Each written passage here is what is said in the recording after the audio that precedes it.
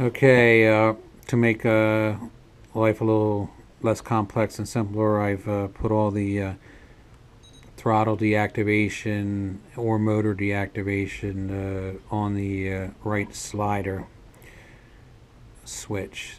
So that's the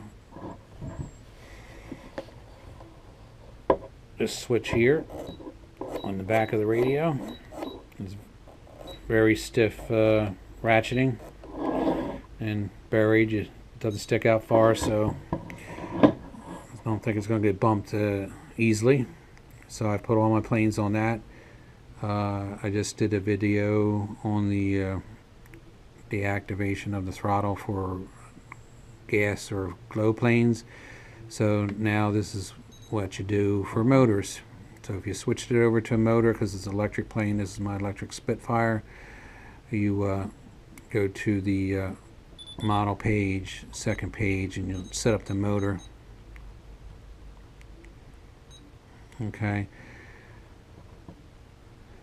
I set the switch up to RS for the switch, and the start switch RS.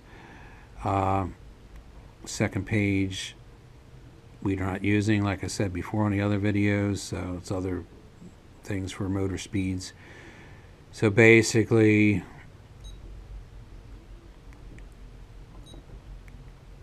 you would put it on, or actually it comes up activate, and I just did it.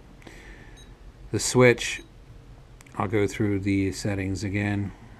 I chose the right slider switch instead,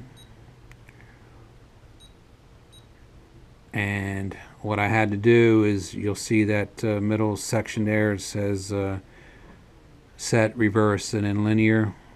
You need to reverse the slider. And it's not reversing the motor or anything, it's just reversing the switch that you're using. And that way the on is on top. My preference anyway. This is what I did. The on's up top and the off's on the bottom. And what you do is go to the set, highlight it, and this is me moving the slider switch in the back. And I decided right before it's on top, from there on up is where I want it to be on. So then you hold in the button and it beeps and you're set. If you wanted it down here, so everything on that on up is ons, but I chose to make me put it all the way up basically, and anything below that's off. So the motor's going to run only when this switch is in the up position. If I have it down, the motor won't run. So you have to do that for each switch on the front page of the motor. So do your start switch, change that to RS also, and do the same thing and set it to off. And what I did when I set this up is I left it in the same position. That way they were both the same. Close enough.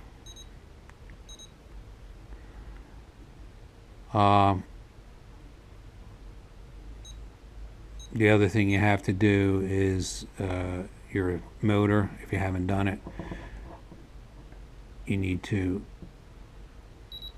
set that down to full throttle off. This is for electric motor plane, full throttle off. So if you don't, it'll be a little bit off. So you want it to be all the way down, stick all the way down, and hold it in, and it gives you 100 on your motor settings. So if we go to the servo page, I have my safety switch all the way up, and if it's down, it's not going to work at all. So if it's below that little bit on the top, I'm moving it as I do it. There it goes. It's right before it hits to the top. So up is on for me. Pull this down anywhere in the down or lower position, it's not going to work. So And with the motor on this plane, if it's in the run position, whoops, hit it. If it's in the run position when you first turn it on, it's not going to transmit. You have to have it in the motor off position. So motor's off, do your thing, plug your plane in, take it all the way to the runway, taxi it out, whatever, and until you want to fly, then activate it, and then you can the motor will run. So there you go. I've changed the switch to deactivate the throttle or motor on all my planes to the right slider. That way it's the same for everyone. So I'll be giving it a shot as the weather breaks, and see how it actually turns out. But the fueled planes, whether glow or gas, should go down to idle and stay at idle until I want it to function.